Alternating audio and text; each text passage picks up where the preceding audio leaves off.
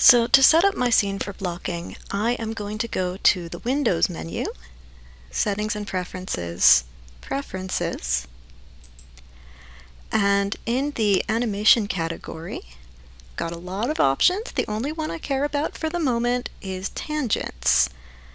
And yours will probably be set up something like this. You'll have non-weighted tangents as your default. And then your in and out tangents are set to a thing called auto span, which is a legacy feature. That's okay. What I'm going to do is set my default out tangent to stepped. I'm going to set that up to stepped. I'll say save. And let me just reopen that window so you can take another look at it. Again, Windows, Settings and Preferences, Preferences. I'm going to the Animation category, and I am setting my tangent so that my out tangent is set to stepped. Now, I'll just make this point once. You are students at this point, and for students you have to do things for your teacher the way your teacher wants. You may decide that you never want to block an animation again. That's okay. I know that as a student, time is your most valuable commodity.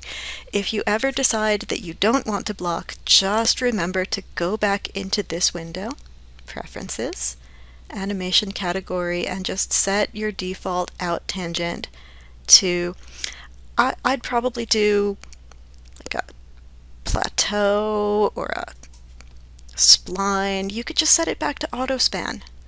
But for the moment, we're going to practice blocking, so we're going to use a stepped out tangent. Whenever you've got that set up, you go back, you press save, and you're good to go.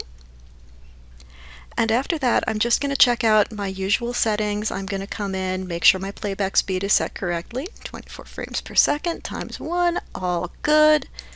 Save that.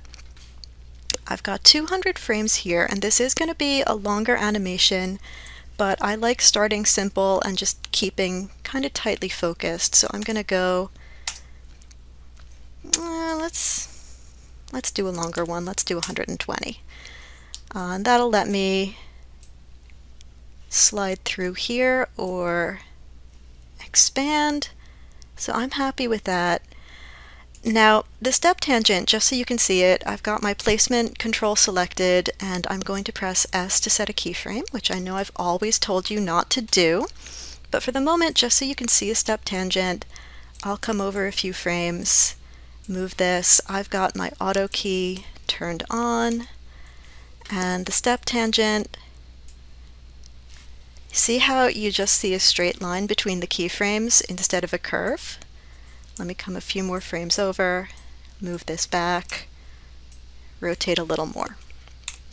So it's going to make straight lines between the curves, and what that means is that when I press play, the ball just stays in place and switches states. And you can see how this is going to be set for blocking. And you can also see how this is going to be really easy to edit because I can just take these keys and slide them over and adjust my timing that way.